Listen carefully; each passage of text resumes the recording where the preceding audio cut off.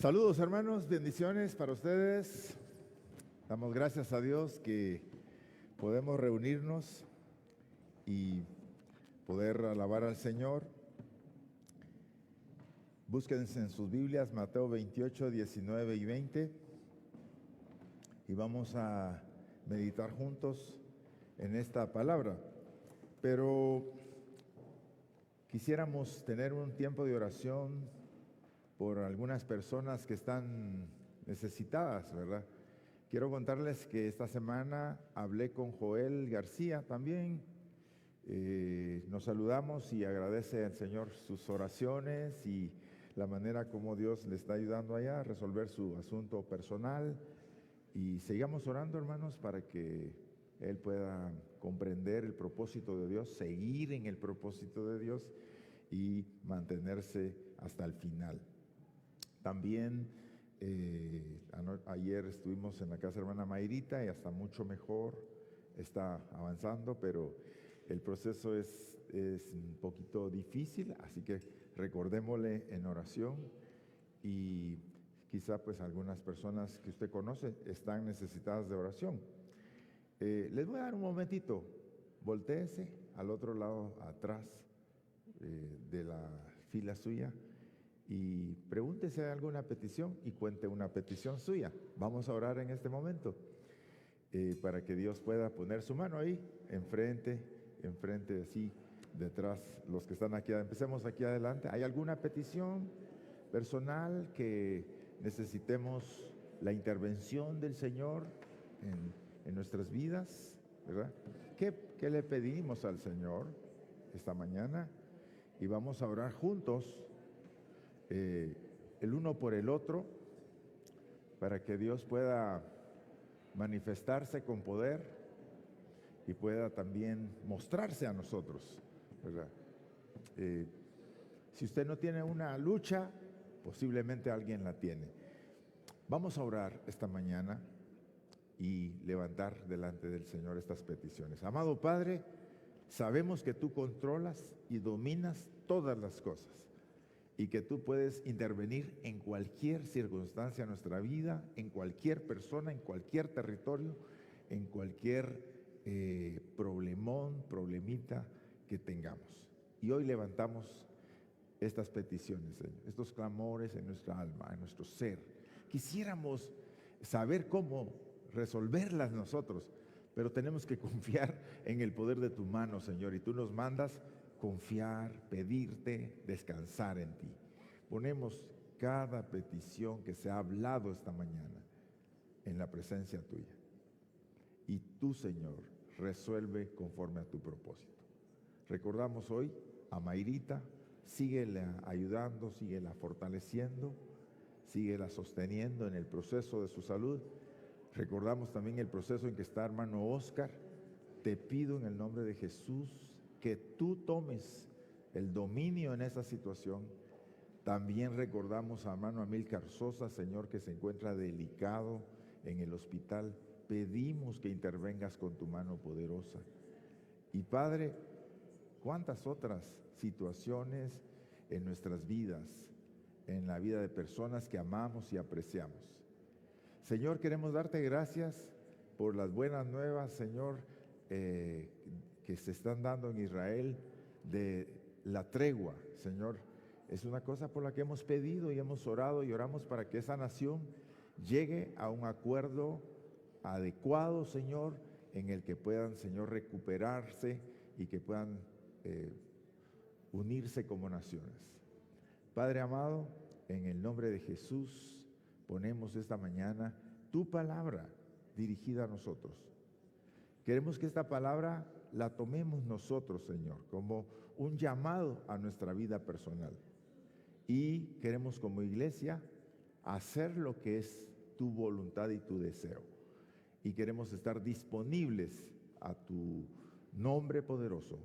En el nombre de Jesús lo pedimos esta mañana. Amén, amén, amén. Vamos a pensar esta mañana en el segundo punto de la declaración de propósito. Aquí tenemos la declaración de propósito que me gustaría que repasáramos. existimos para glorificar a Dios, formando y enviando discípulos de Cristo para establecer su reino desde Guatemala hasta lo último de la tierra. Digámoslo otra vez.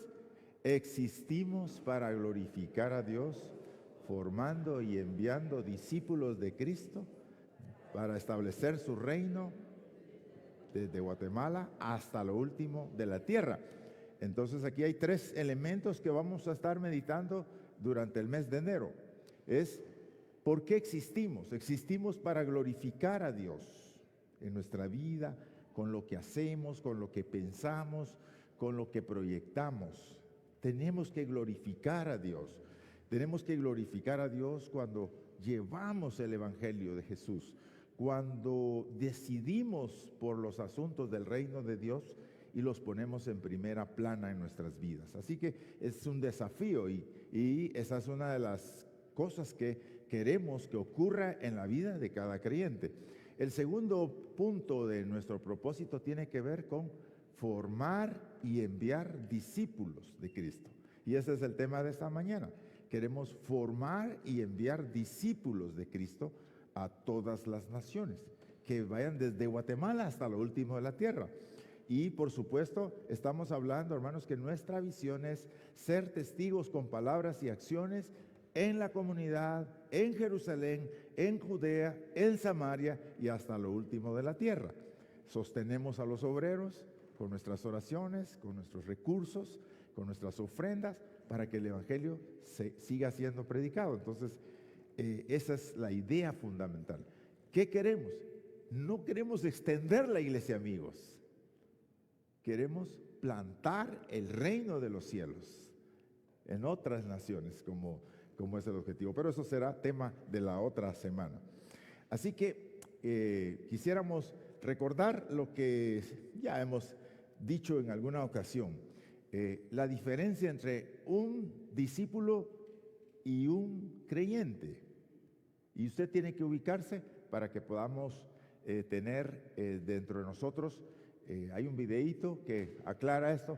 Vamos a ver si ya lo tenemos ahí. La siguiente es, creo, discípulo o creyente, ¿verdad? Y este mensaje nos permite a nosotros entendernos en dónde nosotros nos ubicamos como discípulos o como creyentes, porque en realidad el creyente es un punto de partida, pero el discípulo es el punto de salida para hacer la obra de Dios. Entonces, busquen Mateo 28, 19 y 20 y me avisan cuando ya tengamos el video para que lo podamos presentar. Fíjense que es interesante, hermanos, que esta parte de la Biblia se le llama la Gran Comisión. Si usted se da cuenta, en sus Biblias, si tienen sus Biblias físicas, encontrarán que lo dice Marcos 14, lo menciona Lucas 24, 36, lo plantea también Juan 20, 19 al 20, que habla sobre que en todas Dios dio la comisión. Bueno.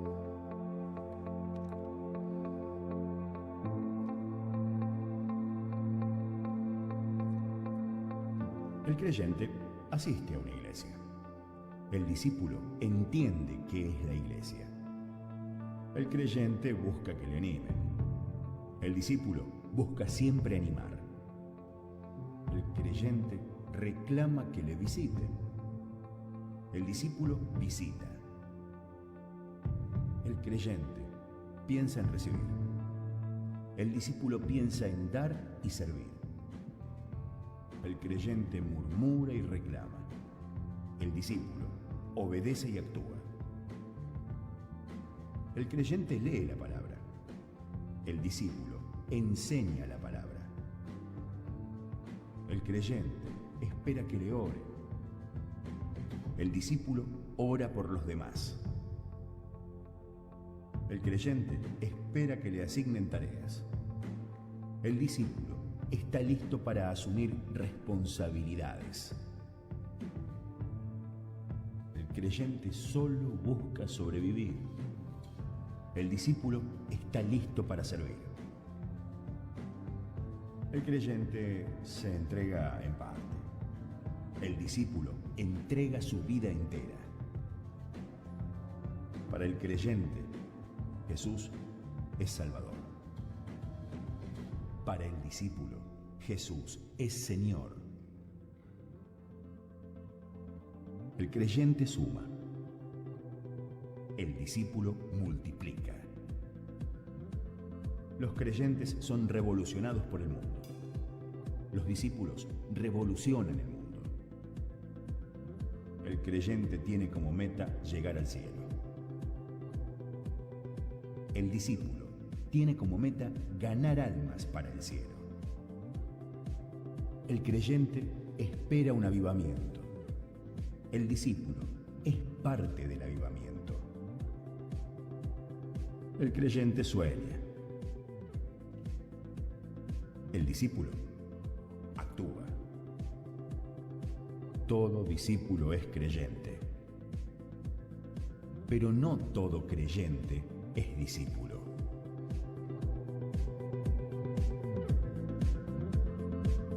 ¿Vos sos creyente o discípulo? ¿Qué querés ser?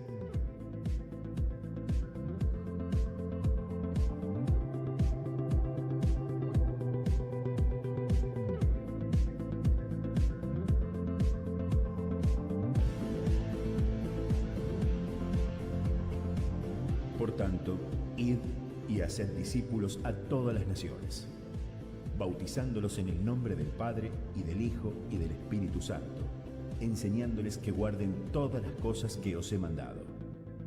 Mateo capítulo 28, versículos 19 y 20.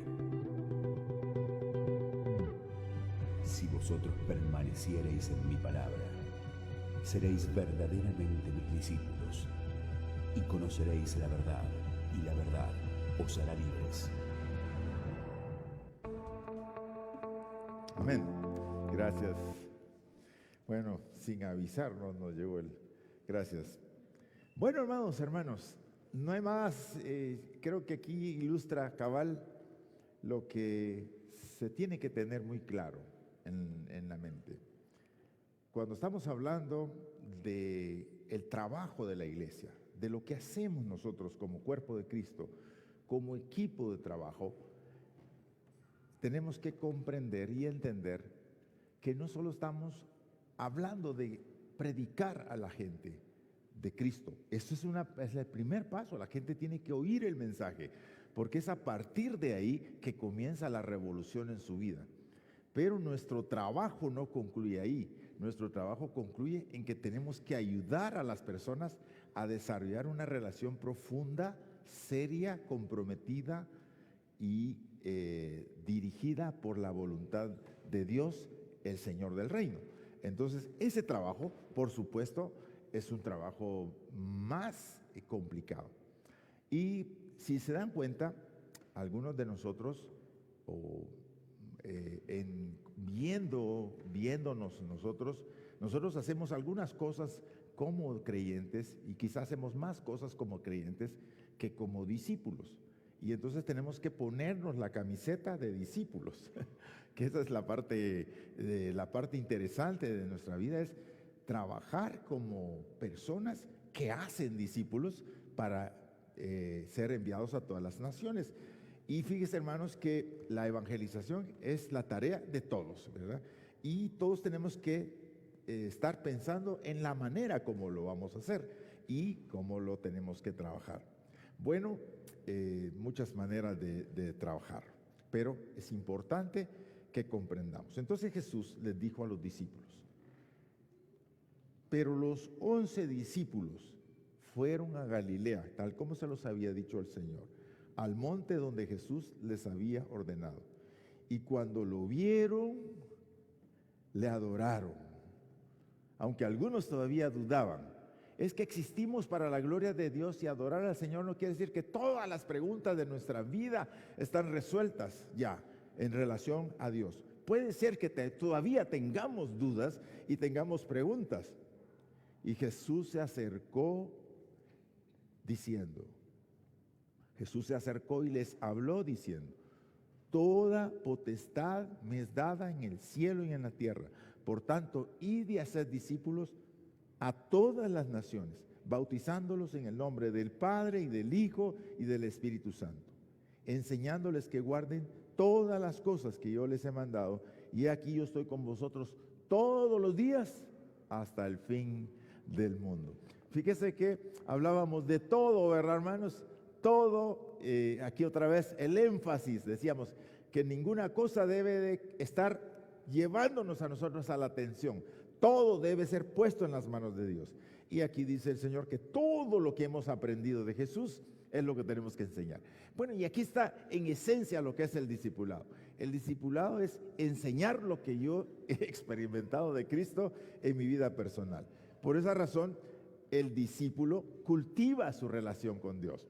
Bueno, en cierta manera, cuando hablamos de hablar de hacer discípulos, estamos hablando de una actividad muy relacional. Por eso no podemos entender el discipulado sino como un proceso en el que nosotros somos atraídos hacia Jesús, somos llevados hacia Jesús, acercados a Jesús, abrazados con Jesús. Fíjese que Jesús, el primer mandamiento que Jesús hace a sus discípulos es: venid a mí. Solo que nosotros lo leemos tan rápido que no nos detenemos en esa parte que dice: venid a mí y haré que seáis pescadores de hombres. Casi siempre nos vamos a la otra expresión de nuestro Señor. Pero fíjese que este venir a mí se constituyó en un proceso bastante largo en la vida de Jesús. En primer lugar, Jesús fue a todas, dice la Biblia. Él visitó cada pueblo y cada aldea. Así dice Mateo 9:36. Y recorría Jesús ciudades y aldeas, predicando y enseñando el evangelio del reino. Y grandes multitudes venían a él. Entonces, el primer contacto que Jesús tiene con los discípulos para comenzar su enseñanza y su caminata del reino son las multitudes. Pero cuando vamos leyendo en la Escritura, vamos dándonos cuenta que de estas multitudes, el Señor tiene, por lo menos dice aquí en el Monte de los Olivos, que había más de 500 hermanos. Así nos dice 1 Corintios también, que los testigos de la resurrección se les apareció a más de 500 hermanos. Pero encontramos, por ejemplo, en la Escritura, que Jesús también ministró a un grupo más pequeño, de los 70, que envió de 2 en 2 a las ciudades gentiles, dice su palabra. Pero encontramos también que en la medida que el ministerio de Jesús va avanzando, encontramos un grupo de 12 apóstoles, atrayéndolos hacia Él, de las multitudes hacia Él. Esa es la idea del discipulado. Y de las multitudes, Él tenía por lo menos 3 personas con las que Él podía y hacía ciertas cosas, en las que Él descansaba ciertos puntos de su vida. Y tenemos el discípulo amado del que habla la palabra. Se llama Juan, el que se recostaba sobre su pecho, dice la Biblia. Él escuchó los latidos del corazón de nuestro Señor. Él tenía la plenitud. Dice San Juan 17 que Él es la persona que esa oración no la tenemos en la Biblia, hermanos. Solo nos la relata Juan cuando Jesús oró por la iglesia. El discípulo es una persona que está pegado a Jesús. Venid a mí. Por eso esto no es una cosa de un evento. Esto no es una cosa que ocurre en un ratito, no, sino que va ocurriendo como un proceso en la vida, ¿verdad? Y el proceso toma para nosotros. En primer lugar, Jesús dice: venid a mí. Bendito su nombre, que aquí estamos, amados hermanos. Hemos entrado a la multitud. Hemos entrado a la multitud. Y eso es importante. ¿Por qué? Porque conocer a Jesús es la entrada al reino.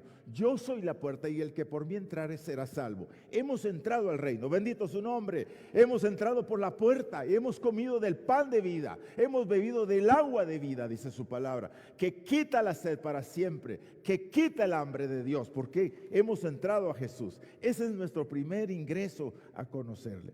Pero el proceso no se queda ahí en la puerta. Entrar al reino de Dios no es quedarse en la puerta del reino, sino entrar a las profundidades. ¿Recuerdan cuando Jesús les dijo a los discípulos, boguen mar adentro, boguen mar adentro, remen hacia adentro, métanse en el mar? El mar nos da miedo. A mí me gusta luchar con las olas, lo hacía más joven, pero ya no lo hago ahora porque ahora tengo más cosas que pensar y entonces me asusta un poco, ya, a menos que entre con alguien que sí las puede. Bueno, entrar mar adentro, el proceso, amados hermanos. Y nuestra vida tiene como un proceso, como el proceso de las mariposas, ¿verdad? Un huevo, un gusano, un capullo, hasta que rompe y vuela como un ser superior y más capaz. Bueno, Jesús dijo, si alguno viene a mí y no aborrece a su padre y madre y a mujer e hijos, y quiero explicar aborrecer aquí, la palabra es amar menos, ¿verdad? Si alguno viene a mí y no ama menos a su padre y madre y mujer e hijos y hermanos y hermanas y aún su propia vida, no puede ser mi discípulo, dice el Señor. Y el que lleva su cruz y viene en pos de mí, el que no lleva su cruz y viene en pos de mí, no puede ser mi discípulo. Entonces, este proceso a nosotros nos toma más tiempo, hermanos. Mira, no es una cosa que va a ocurrir.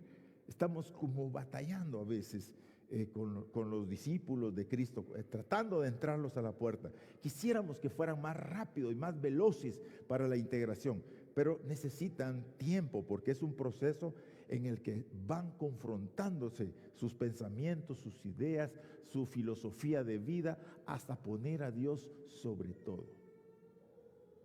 Y cuando uno pone a Dios sobre todo, Él es el que dirige todo. En este proceso, el discípulo tiene que comprender todo, tres cosas: amar a Dios más que todo. Tiene que estar dispuesto a tomar una cruz. La cruz, amados hermanos, en aquel tiempo nadie tomaba una cruz por diversión. No habían procesiones en ese tiempo, hermanos, de la gente que cargaba como se hace hoy en las procesiones. No, el que cargaba la cruz era porque estaba condenado a morirse. Entonces, tomar la cruz es decir, hay que estar dispuesto a amar a Jesús hasta la muerte y llevando nuestra cruz. Y el siguiente punto en el discipulado que Jesús dice aquí es seguirle, seguir con Él, caminar con Él, vivir con Él, amarlo a Él, disfrutarlo a Él, gozarse en su presencia, amar lo que Él ama, hacer lo que Él haría si estuviera presente. ¿Me explico? Esa es la idea del discipulado. ¿Cuánto tiempo le tomó a Jesús, el maestro perfecto, el hombre perfecto, hacerlo con sus discípulos? Pues la Biblia nos habla de 3 años y medio para que estuvieran listos para entrar a la segunda etapa, porque les tomó toda la vida creer en el Señor. Fue después de 3 años con Él que ellos estaban listos. No quiere decir que habían llegado a un producto final, sino sencillamente habían llegado a un punto donde estaban listos ahora para hacer todo lo que Jesús les había mandado, sin que Jesús estuviera encima de ellos, ¿verdad? Y supervisando personalmente. Claro, ahí está su espíritu detrás de todo. Un discípulo sigue la caminata del aprendizaje que termina hasta encontrarnos con el Señor Jesucristo, el día en que Dios nos llamará. Entonces el discípulo tiene que estar dispuesto a lo que Jesús le dijo a Jeremías: a todo lo que te mande, irás tú, y todo lo que yo diga, dirás tú. Y uno tiene que estar dispuesto a saber que es un niño, a rendir todas esas cosas para confiar en lo que Dios nos tiene preparado. Es un proceso, hermanos, que se va abriendo en la vida. Entonces, por esa razón, hacer discípulos es un desafío y es un compromiso a largo plazo, a corto, mediano y largo plazo. Caminamos con las personas hasta que pueden avanzar y reproducir el proceso. Y creo que esa es la diferencia entre nosotros. Tenemos un montón de creyentes, pero no tenemos discípulos que hacen discípulos. Y ese es el reto que tenemos que trabajar en esta congregación. Existimos para ser discípulos. Amén. Discípulo o creyente. Discípulo, dice. Muy bien. Hay que ser discípulos. Tenemos que trabajar en eso. Un paso de un proceso largo. También el discipulado requiere de un compromiso. Requiere de personas comprometidas. No con las instituciones como la iglesia, sino comprometidas con Dios y su causa redentora en el mundo. Estamos comprometidos con Dios, es la idea. Bueno, en primer lugar, el primer compromiso lo toma el maestro cuando nos dice: vengan en pos de mí, yo haré que sean pescadores de hombres. Entonces hay una cosa de un compromiso, una promesa compromiso aquí. Dios se compromete a trabajar conmigo para que yo pueda llegar a ser eso que Él ha planeado de mí, ser un pescador de hombres. ¿En qué sentido? Algunos de diferentes maneras, amados hermanos. Pero ser pescador de hombres es tener esa inspiración para poder saber que Dios te quiere usar. Escuchar las declaraciones divinas de Dios es el primer punto de partida. Confiar en Dios es el punto de donde Dios comienza con nosotros.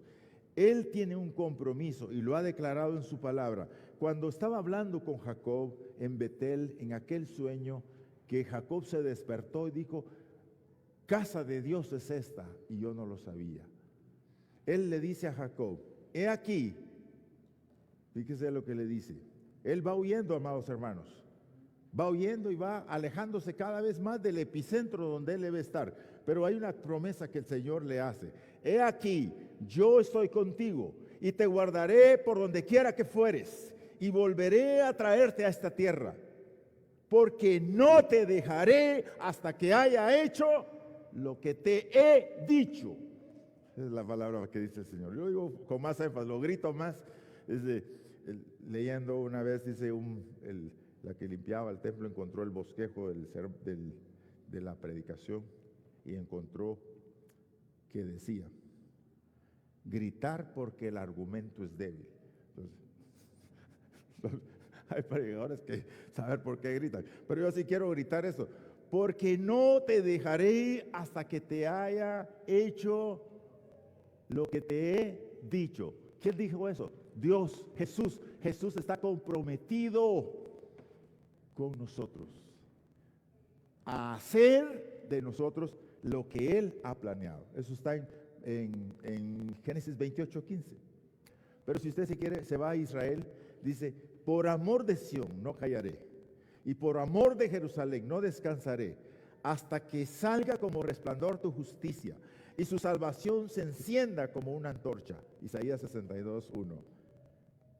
Yo haré que seáis pescadores de hombres. Compromiso de Jesús con nosotros. Dios ha dado su palabra, que Él lo hará. Y nosotros tenemos que creerlo, hermanos, y meternos al mar, bogando hacia adentro con Él. Pero también el discipulado requiere un compromiso de parte del discípulo. No se puede trabajar cuando un discípulo no tiene compromiso. Una persona que conoce a Jesús ha entrado al reino, pero ahora le toca caminar hacia la dirección que Dios tiene para su vida. Bueno, el compromiso es permitir que ser moldeado a la voluntad de Dios. Y esa es la batalla, la tensión que usted lee en los evangelios entre los discípulos y Jesús. Dios me guarde que vayas a la cruz, le dijo Pedro a Jesús. Nunca tal acontezca a eso. Apártate de mí, Satanás, le dijo el Señor. ¿Por qué? Porque ellos, hermanos, querían un Jesús a su medida, que hiciera lo que ellos querían cuando a ellos se les daba la gana. Entonces, ser moldeados a la voluntad. Por eso Jesús dijo: el que no está dispuesto a tomar su cruz no puede ser mi discípulo. Tenemos que aprender a vernos como Dios nos ve. ¿Cómo nos ve Dios a nosotros? Pues muchas promesas, muchas expresiones bíblicas encontramos, hermanos. Muchas palabras, ¿verdad? Hablando Dios a Abraham, le dice: no temas, Abraham, yo soy tu escudo y tu galardón será de sobremanera grande. Tú eres el hombre conforme al corazón de Dios, a David. Y encontramos, hermanos, no digas sos un niño, porque a todo lo que yo te mande irás tú. Y la palabra es: vosotros sois el linaje escogido, la nación santa, el real sacerdocio, el pueblo adquirido por Dios. Hay muchas expresiones que buscan que nosotros dejemos de vernos como esas personas que no podemos hacer nada, digamos, para la gloria de Dios, quiero decir, ¿verdad? Tenemos todo el potencial para hacer lo que Dios desea. Entonces, cuando estamos frente a las circunstancias, comenzamos a analizar las cosas desde nuestra perspectiva. Y tenemos que aprender a conformarnos a la voluntad de Dios. En todo, hermanos, en todas las situaciones de la vida. Especialmente, hermanos, en aquellas cosas que nosotros no tenemos control. Dadles vosotros de comer, les dijo el Señor a los discípulos. No hay, Señor, mejor despídelos antes de que anochezca, para que se vayan y compren comida. Jesús les dijo: denles ustedes de comer. Y claro, hermanos, esa es una orden que aturdiría a cualquier persona. Pero ese es precisamente, hermanos, lo que tenemos que entender. Hemos sido enviados a hacer la tarea de Dios, no porque tenemos todo, sino porque Dios es el que tiene todos los recursos. Él sabe qué hacer para resolver los asuntos más difíciles. Dadles vosotros de comer. Jesús resolvió aquel problema de una manera que ellos ni se imaginaban. Pero quedarse con Jesús les hizo vencer y superar el obstáculo de la escasez. También cuando Jesús va con ellos van más bien con Jesús, se suben al barco. Cuando Jesús les dice: vamos, subamos al barco y pasemos a la otra orilla. Y de pronto viene una tempestad, Jesús durmiendo, los discípulos atareados. ¿Y sabe qué? ¿Sabe por qué ellos se asustaron tanto? Porque hicieron todo lo que ellos sabían que se podía hacer para solventar la situación de una tormenta y no se podía. ¿Y qué es eso, hermanos? Cuando uno pierde el control, ¿verdad? Porque uno siempre quiere controlar. Uno siempre quiere controlar lo que se hace, las circunstancias. Por eso nos ayudan los planes y los croquis, porque decimos: bueno, ahora toca tal cosa, ahora tal cosa, ahora tal cosa, ahora tal cosa. Pero cuando una de las situaciones se sale de nuestro control, tenemos que improvisar. Y eso es lo que pasa. ¿Sabe lo que más me asusta a mí? Es no tener control de mañana, de lo que va a pasar mañana, de algunas situaciones que yo quisiera poder tener control. Nos espanta no tener el control. Y cuando no tenemos el control, entramos en pánico, como los apóstoles aquí. Comenzaron y lo único bueno que se les ocurrió fue ir y despertar al maestro. Y lo despiertan como si Jesús hubiera provocado esa tempestad. Maestro, no tienes cuidado de que perecemos. Y entonces el Señor se levantó y dijo al viento y al mar: calla, enmudece. Y se hizo una grande bonanza. Sí, amados hermanos, comprometidos con Jesús es la empresa más peligrosa de la vida, porque tienes que soltar el control. Y a ti que te gusta controlar todo, eso es desastroso. Ese es el primer desastre al que uno se enfrenta cuando camina con Jesús. No sabe cómo cambiar una circunstancia de nuestra vida. Nos topamos con problemas que no sabemos cómo resolverlos. Nos topamos con enfermedades que no sabemos cómo curar. Nos topamos con la incertidumbre. Nos topamos con un hijo que no hace lo que nosotros quisiéramos, que no responde adecuadamente como nosotros quisiéramos. Y nos topamos con un pastor que no nos obedece.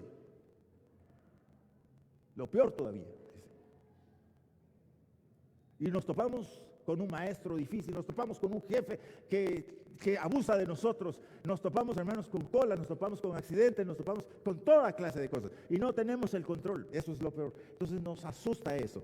Pero Jesús dijo: no temáis, manada pequeña, porque a vuestro Padre le ha placido daros el reino. Entonces, el compromiso de Dios es con nosotros, pero nosotros tenemos que estar comprometidos con Él. Y ese es el llamado al discipulado, es ayudarle a la gente a que hermanos, entreguen el control. Es que esa es la gran paradoja del cristianismo, ¿verdad? En el cristianismo, en el mundo, hermanos, es el que tiene el control, quien domina más, quien tiene más territorio capturado y controlado, es la potencia más grande. En Cristo Jesús es el que suelta, el que gana. El que guarde su vida, la perderá. Y el que la pierda, la guardará. Y ahí es donde nosotros estamos en ese proceso. El proceso de aprender a negarnos, a obligarnos a aceptar las soluciones divinas. Lo vieron ellos muchas veces. No me lavarás los pies. Y fíjese que uno no solo tiene el problema de que no tiene el control, sino que no quiere darle el control a Jesús.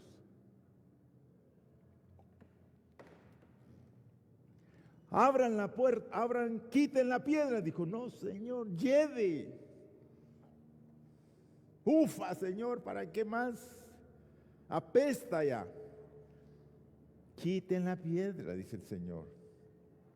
Quítenla. Cuando Jesús se acercó a Pedro para lavar los pies, dijo, no me lavarás. Y es que, mire, somos tan intrépidos en ese ejercicio de querer controlar la vida de las personas y la vida nuestra, en que no queremos que Jesús haga lo que Él quiere hacer. Jesús quiere lavar tus pies. Jesús quiere cuidarte en este momento, quiere atenderte. Deja que lo haga. Deja de estar pensando que el Señor es como tu jefe, que tú eres el que tienes que lustrarle los zapatos a Él. Deja de ver la vida desde esa perspectiva, Pedro. Tienes que verla desde la mía. Y en la mía, el que sirve es el más grande, Pedro. Yo quiero ser grande hoy, lavando tus pies. Bueno, amados hermanos, todo esto es lo que el discipulado requiere. Y para eso requiere compromiso del discipulador, el maestro, como del que está discipulándose. Es que nosotros sí, los que hemos tenido personas a cargo, nos damos cuenta que no es fácil trabajar con las personas. La persona que testificaba este domingo aquí, que tomó el micrófono, decía, yo prefiero trabajar con animales. Pues sí, hermanos, si los animales te le dicen, siéntese, y si no hace caso, lo eche y qué, pues. Pero écheme así de su casa y ya va a ver que yo no vuelvo a la suya. El problema es eso, hermanos, que tratar con las personas, estamos tratando con las voluntades de las personas. Y por eso es que el poder del Espíritu de Dios tiene que estar a la cabeza de todo lo que hacemos. Tienes que verte en un proceso, pero es un proceso continuo hacia adelante, nunca hacia atrás. Hay personas que han retrocedido y ese es el mensaje a los hebreos, es que los hebreos, el libro de los hebreos en la Biblia, es que los hebreos se estaban desanimando por la persecución y todas las cosas que estaban pasando, estaban echando un paso para atrás. Y entonces el escritor les escribe diciendo la grandeza de Jesús, la magnificencia de la obra de Cristo. Y les termina diciendo, nosotros no somos de los que volvemos atrás, hermanos, sino de los que perseveramos hasta alcanzar las promesas. Esa es la clase de discipulado que necesitamos implantar en el corazón de las personas. Bueno, hay otro elemento en el discipulado. Proceso, compromiso mutuo, y el otro es, tienes que verte como un enviado. Los discípulos somos personas enviadas. Vayan y hagan discípulos, les dijo el Señor. Somos personas enviadas. Ser enviado es, en primer lugar, hermanos, es una función honorífica, tiene una implicación de honor. ¿Por qué? Porque fuimos elegidos. Y esa es una cosa muy clara en el Nuevo Testamento. No me elegisteis vosotros a mí, sino que, ¿cómo es? No me elegisteis vosotros a mí, sino que yo os elegí a vosotros. Dios te eligió. Dios te eligió. ¿No estás en el punto óptimo? Bueno, Él va a trabajar con nosotros. Fuiste escogido por el Señor. ¿Cómo podríamos decir esto? Rey de reyes y Señor de señores. Por su palabra fueron creados los cielos y la tierra, dice. De modo que lo que vemos fue hecho de lo que no se veía. Él es el sustentador del universo. Él es el dador de la vida. Él es el que cierra y el que nadie abre. Y abre y nadie cierra. El que tiene las llaves de la muerte y del Hades. El primero y el último. ¿Cómo decimos eso? Para que usted entienda que es una palabra honorífica. Es una cosa grande lo que ha ocurrido, que nosotros hayamos escuchado el Evangelio y creído en él. Es algo extraordinario, hermanos. Abracemos eso. Dios nos llamó, Dios nos eligió, Dios nos buscó donde estábamos, perdidos algunos, muy perdidos otros, pero Dios nos alcanzó. Fuisteis escogidos por el Señor, dice su palabra, mas vosotros sois linaje escogido, real sacerdocio, nación santa, pueblo adquirido por el Señor, a precio de sangre, dice la palabra. Entonces, el tema de ser enviado y ser escogido tiene esa parte honorífica que nosotros muchas veces pasamos desapercibido. Ser enviado también tiene otra implicación. Somos personas que salimos, que vamos a desempeñar una representación, pero no en el punto donde estamos. Siempre el discípulo tiene que ir avanzando. Ser enviados implica que hoy eres mejor que ayer, mañana lo serás mejor que hoy. ¿Por qué? Porque estás avanzando con Jesús en la gran calle de su gracia, en la trayectoria de la vida. Debes salir pronto de tu punto de confort. No puedes ser un discípulo de Jesús si te has acomodado, si has decidido arreglar las cosas y si has decidido como hacemos. Nosotros hicimos unos chapuces allá en las aulas, hermanos, que estábamos discutiendo, que no están buenos, que hay que hacerlos bien, y etcétera, etcétera. ¿Sabe qué hicimos? Contratamos a un albañil. Mire lo que hicimos, lo que tenemos ahí, unos hoyitos ahí, los arreglamos, pero ahí hay un problema atrás de esos hoyitos, que en unos meses se nos está cayendo otra vez. Ser discípulos es, hermanos, no repellar nuestros errores, sino resolverlos. Tenemos que resolver bien las cosas como Dios manda. ¿Por qué? Porque somos enviados a una tarea y a una misión. Debes salir de tu propio punto de confort. Mire, yo le digo a la gente, ¿y qué tal estás hoy? Bien, pastor. Bien, pastor. Si no hay nada que hacer, no hay nada que ayudarles, no hay nada que enseñarles, todo está bien ahí. Entonces, bueno, hermano, no tienes que decirme que estás mal. Lo que quiero decir es, casi siempre manejamos esas cosas, ¿no? El guatemalteco siempre todo está bien, hermanos. Pero en realidad, ¿te has visto cómo te ve Jesús? ¿Te has visto desde los compromisos de ser parte del reino de los cielos? ¿Te has visto desde esta posición honorífica de que eres un enviado de Dios? El enviado es lo que ahora la figura del embajador, ¿verdad? Pues sí, ahora, hermanos, eso no solamente es honorífico, sino que también es muy lucrativo, ¿no? El ser elegido como embajador, Dios me guarde. Y más si te mandan a una nación que te gustaría, ¿no? Que era de las más grandes. ¿Por qué? Porque todo va en relación a la nación que representas. Pero el embajador tiene que salir. El discipulado no se puede hacer en tu punto de comodidad. Tienes que romper con tu punto de confort. Tienes que estar dispuesto a quebrar tu horario. Tienes que estar dispuesto a sacrificarte. Tienes que estar dispuesto a salir. Tienes que estar dispuesto a recibir en ocasiones. ¿Por qué? Sos un enviado.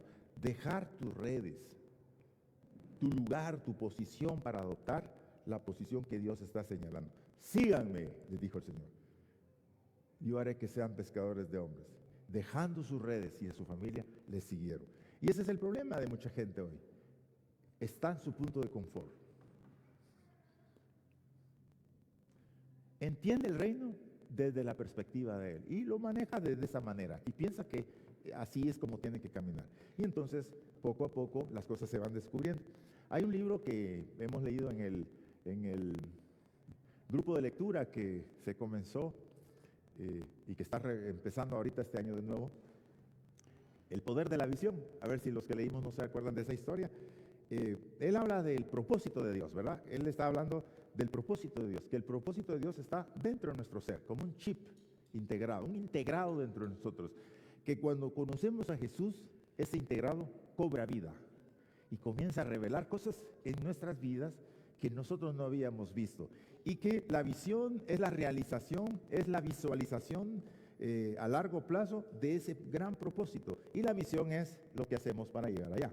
Es, en cierta manera, él habla de los 8 principios para llegar a la misión. Pero no es eso lo que quería yo explicarles, sino que lo que quería explicarles es que ahí él cuenta una historia. Que en Afganistán, el gran país de Afganistán, que es por lo general es musulmán, hubo un tiempo en que, digamos, prevalecía la religión budista. Y ellos, los budistas, hermanos, son exagerados para poder, digamos, hablar de la exaltación, para diagramar el concepto que ellos tienen de salvación. Entonces sus templos son largos, como algunos de los nuestros, y tienen imágenes de Buda que comienzan muy chiquito, va creciendo, hasta hacerse una gran imagen. Entonces uno va entre las imágenes de Buda y al final tienen un Buda que llena todo el espacio ahí atrás, ¿verdad? Y entonces Buda para ellos es lo máximo, ¿no? Entonces hubo un tiempo entonces cuando los musulmanes conquistan Afganistán, está, digamos, la religión budista prevalece. Y los budistas habían, ellos, si se acuerdan, en la guerra, los talibanes bombardearon unas montañas donde ellos tenían dibujadas Budas. Eso pasó no hace mucho, pero la cosa es que dice que tenían una gran imagen de Buda, pero que era de barro. Y entonces la van a remover por las mismas amenazas que hay, deciden moverla para preservarla. Y entonces van caminando con ella y no sabían que era de barro, ese es el asunto. Ellos la llevan y en lo que la llevan se hace una fisura en la estatua. Y con el movimiento esa fisura comenzó a placa, a tronar todo. Pero es que estamos hablando de una imagen gigantesca, hermanos, no estamos hablando de una cosita, ¿verdad? Y entonces se despedaza toda la cobertura que tiene. Pero al despedazarse revela que es un Buda hecho de oro puro. Era una imagen de oro. Bueno, el tema que plantea ahí Miles Monroe es que todos nosotros, hermanos, tenemos algo muy valioso dentro de nosotros, pero que no dejamos que se rompa este cascarón. Siempre le hacemos otra repelladita cuando sale una fisurita ahí, que ahí dice el Señor, por aquí se te está saliendo, aquí te estás yendo, le echamos un poco y ahora buscamos la mejor mezcla y buscamos el mejor remendador, ¿no? Para que se mantenga eso. Tiene que romperse ese cascarón para que surja lo que Dios ha creado. Entonces él habla del gran propósito de Dios, como esa estatua de oro que estaban moviendo los budistas, pensando que era de barro. Pero se rompe el barro y surge lo que realmente es. Ser enviado es como la manera en que nosotros vamos a comprobar no solamente lo que somos, sino lo que es Dios. No solo comprobamos lo que Dios es para nosotros, sino también comprobamos lo que a través de Dios somos capaces de hacer. Por eso el Señor les dio la gran tarea de ir y hacer discípulos a todas las naciones. 17,000 pueblos tenemos en la tierra. Hemos ido a más se habla ahora que hemos ido a 12,000 pueblos donde hay una iglesia establecida. Bueno, síganme. Ser enviado es reconocer que Dios puso en tus manos lo más valioso que tenemos como iglesia. Lo más valioso que tenemos como iglesia es el mensaje del Evangelio. Pablo lo diría, el poder de Dios para salvación a todo aquel que cree. Ese poder, hermanos, es una cosa increíble, es un mensaje tan poderoso y tan increíble que cuando lo creímos cambió nuestra vida. Cambió la directriz de nuestra vida, cambiaron nuestros intereses, cambiaron nuestros enfoques. Ese poder no se puede explicar. Ya, es como el viento, dijo Jesús, que no lo ves, pero está en su influencia. Entonces Jesús les envió. ¿Por qué? Porque mientras no salimos, seguimos encajonados, amados hermanos. Tenemos esa estatua de oro, la tenemos atrapada Entonces tenemos que atrevernos a salir de nosotros, a salir de nuestro punto de confort, a salir de nuestra propia perspectiva para adoptar la perspectiva de Dios.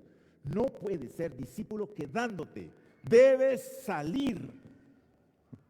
No puedes ser discípulo quedándote, siendo lo que eres. Tienes que estar dispuesto a ir, a salir de ti mismo, a salir de tu mentalidad, a salir de la perspectiva tuya. No se trata de ti, se trata de Dios y su voluntad. Entonces, el discípulo ha adoptado su voluntad. Hay algo que Dios quiere hacer por medio de sus escogidos. Y por eso es que nos ha mandado. Hay una tarea grande que hacer. Implica desarrollar confianza, desarrollar fe, creer en los recursos divinos y someternos a ellos. Y también intervenir con lo que nosotros tenemos para la obra, para que la obra se realice. Y vamos a terminar diciendo que es un proceso, que es un compromiso mutuo, que es entender que somos enviados. Y finalmente, quiero decir, es entender que te fue dado algo que no es tuyo. No te pertenece. No puedes decidir lo que tú quieres con eso. Tienes que hacer lo que el Señor dijo que hiciéramos. Cuando Jesús les dio el mandato, la cosa más sobresaliente para acá, para aquí es: vayan y hagan discípulos a todas las naciones. Enséñenles lo que yo les he enseñado a ustedes. Y les dijo, bautícenlos en el nombre del Padre, del Hijo y del Espíritu Santo. Bautizarlos en la presencia del Padre, en la presencia del Hijo y en la presencia del Espíritu. No se trata, amados hermanos, de hacer miembros solamente, sino se trata de sumergir a la gente en la presencia del Padre. No tengo cómo explicarles, ¿verdad? No tengo cómo explicarles exactamente cómo el Señor nos mandó a hacer, pero es meterlos a la presencia del Padre. Introducir a la gente a la presencia del Padre, del Hijo y del Espíritu, para que la presencia del Padre rodee la vida de las personas, capture la vida de las personas, ellos vivan en la presencia de Dios. Y entonces esa capacidad es la cosa más extraordinaria que nosotros tenemos. ¿Y qué hace la iglesia? La iglesia trabaja para meter a la gente acá. Nosotros, los amigos, no entendemos que este mandato tiene que ver con un rito bautismal en agua, sino entendemos que es un evento en la vida en el que las personas entran a la presencia del Padre, del Hijo y del Espíritu, sumergidos, cubiertos. Nosotros estamos en Cristo, dice la palabra del Señor. Y entonces, la idea, hermanos, es, yo eché aquí una florecita, mire, que no se, está siempre en la orilla, aquí en el mar, protegido, ¿verdad? Boguen mar adentro de la presencia del Padre. Bueno, un discípulo es alguien a quien ha sido llamado a sumergirse en la presencia de Dios. ¿Cómo hacemos eso nosotros? No podemos, hermanos. Solo podemos guiarles. Por eso es que Jesús dice, enséñenles todas las cosas que yo les he mandado. ¿Ya? Y cuando hacemos las cosas que le hemos mandado, la gente tiene que ir soltándose. Tiene que ir abriéndose. Y tiene que ir sumergiéndose. Y en la medida que se sumergen, son capturados. Sus mentes son atraídas al Señor. Y es donde, por esa razón, podríamos pensar, si quieres poner la de Jesús atrayendo a sus discípulos, es aquellos discípulos estuvieron dispuestos a quebrar todo, hermanos. Y Jesús dijo, el reino de los cielos es semejante a un hombre que busca buenas perlas. De pronto encuentra una perla y dice, la esconde y va y vende todo lo que tiene y compra esa perla.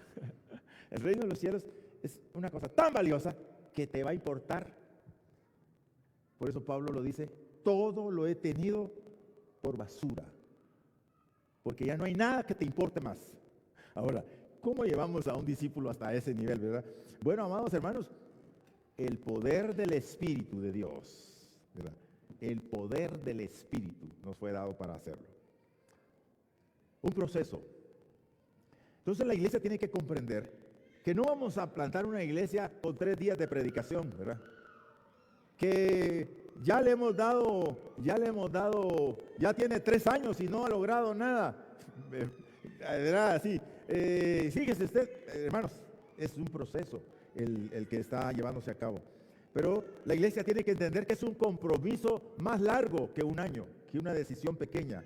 Es entender que nosotros hemos recibido y hemos sido enviados, y es comprender que tenemos una bendición que no nos pertenece, sino que tenemos que darla a los demás. ¿Cómo hacemos eso? Bueno, en primer lugar, usted tiene que ser un discípulo para poder comprenderlo. Tiene que asumir ese punto de partida entre el discipulado, ¿verdad? Y ahí es donde nosotros tenemos que pelear la buena batalla. ¿Cómo lo hacemos? Bueno, programas, tenemos invitación a unirse a un grupo de discipulado, a aprender algo nuevo para practicarlo. En fin, eso vamos a estarlo hablando entre los grupos. De esto es lo que estamos hablando.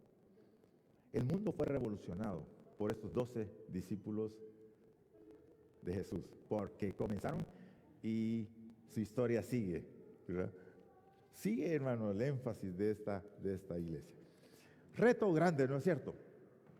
Entonces, la primera cosa que usted tiene que preguntarse es, ¿soy un discípulo o soy un creyente? ¿Verdad? Bueno, se la voy a poner más fácil todavía. ¿Qué quiere ser? Seguir siendo un discípulo o un creyente. Entonces, si quiere ser un discípulo, tiene que comenzar hoy, ¿verdad? No puede seguir ahí en ese punto de confort. Tiene que salir. El discípulo siempre fue para salir afuera. Ahora, ese es nuestro reto, y sobre eso estamos poniendo todas las baterías para que se pueda hacer. Bendito el nombre de Jesús, que nos ha invitado a ser parte de su reino. La cosa más preciosa, hermanos, y aquí sí, la cosa más preciosa que tenemos nosotros, y lo más increíble y lo más desconocido de la experiencia cristiana, es que somos invitados a entrar a la presencia del Padre. Ahí somos invitados, y ahí nos coloca Jesús, nos mete en las aguas de su presencia. Siempre el discípulo, hermanos, sabe cómo inicia, pero no puede determinar cómo finaliza su vida. Pues en el camino pueden haber avisos, pero es de verdad extremadamente glorioso. Finalmente estaremos con el Señor.